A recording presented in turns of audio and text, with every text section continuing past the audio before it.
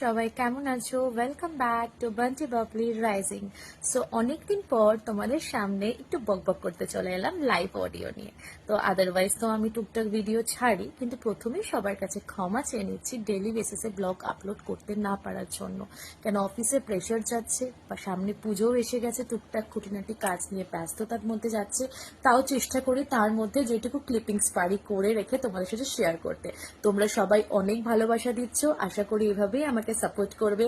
Please like, comment, share আর subscribe করো, it's my request to all.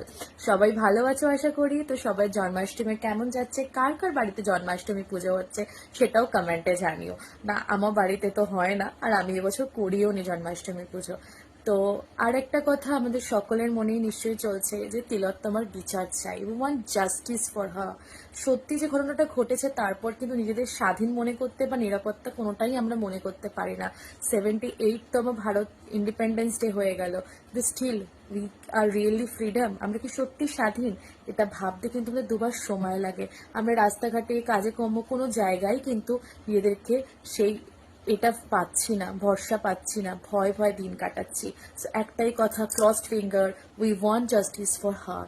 তো এই আশাটা নিয়ে আজ এইটুকুই কথা বললাম তোমাদের সাথে। সবাই ভালো থেকো। For then tata, good bye, have a good day ahead.